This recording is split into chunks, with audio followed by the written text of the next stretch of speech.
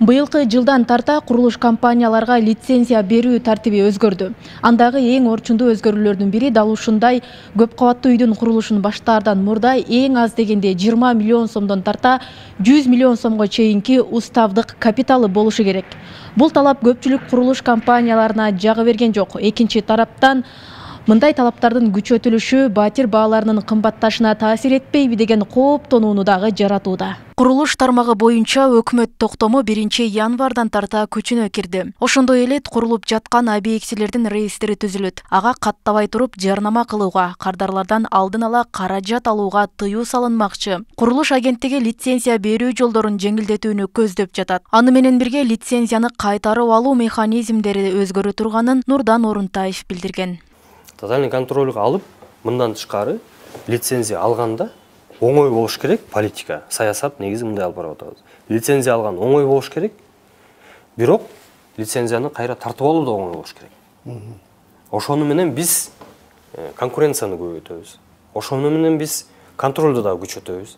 Азыркы тапта лицензия алам деген компанияларга карата 23 талап бар. Учурда талаптардын санын 6га чейин кыскартуу иши жүрүүдө. Оштогу курулуш компанияларынын өкүлдөрү чогулуп, жаңы киргизилип жаткан өзгөртүүлөрдү талкуулашкан. Жеке компаниялар орток пикирге токтолуп, өкмөткө кайрылуу катын жолдоону көздөп жатышат. Анткени жаңы киргизилип жаткан талаптарды аткаруу кыйынчылык жаратат дешет.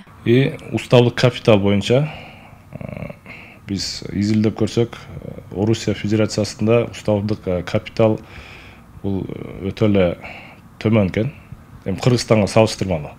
Ал жакта төлөө мүмкүнчүлүгү, мисалы үчүн, Орусияда дагы да жакшыраак, кардарлардын. Кыргызстанда төлөө мүмкүнчүлүгү төмөн. Ошого Кыргызстанда ошол уставдык капиталды өтө чоң коюлуп калган. Bunun üstünden daha bir sıra karap çıkış gerek.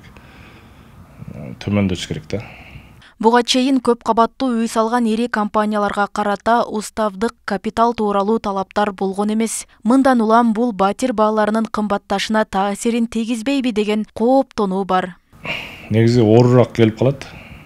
Курулуштар токтоп калгандан улам үйлөрдүн баалары көтөрүлүп кетиши ыктымал. Анан дегеле ушунча нан тауып жеген, мисалы үчүн, подрядчиктер, ошончо жумуш орундары кыскарат. Негизи экономикага чоң таасир берип калат да. Эми бул өсүп келаткан ишкерде жыга чапкандай эле нерсе да. Мисалы билебиз, Орто Азияда, эми жакынкы эле Өзбекстан, Казакстанды алганда, основной капитал деген темада мондой коюшат да. Ишкер келет, документтерин тууралайт, анан банкка заявка таштайт да. Банк менен келишим түшөт. Мен мына жерге чейин өзүм көтөрө алам. Хорошо, андай болсо мен андан кийинки этапта сага акчалай каржылап берүүгө мүмкүнчүлүгүбүз бар деп туруп, анан келген кардарды ошол банк өзүнө кабыл алып, ипотеканын негизинде берет.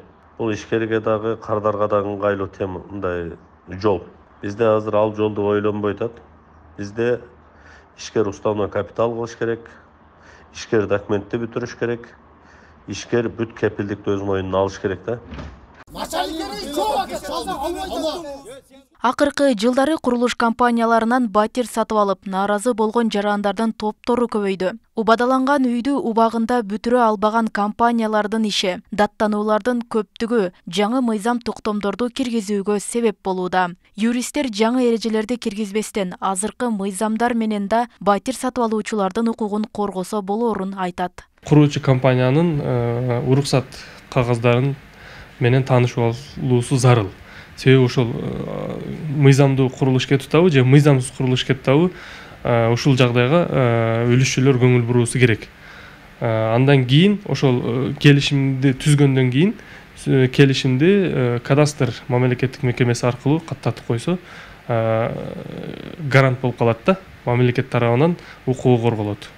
Ошон үчүн келишимди сөзсүз түрдө кадастр мамлекеттик мекемеси аркылуу каттап койсо жакшы болот. Кыргызстанда жалпы 6000 чукул компанияга курулушка лицензия берилген. Иш жүзүндө алардын 400дөн ашууну гана активдүү иштейт. Мамлекеттик курулуш агенттиги жаңы токтом жана буйруктар курулушчунун да, мүлктү сатып алуучунун да укуктарын коргой турганын, көмүскө экономиканы ачыкка чыгарууга багытталганын айтууда. Роза Акматжан кызы, Адилбек Абдакимов, Ош ТВ.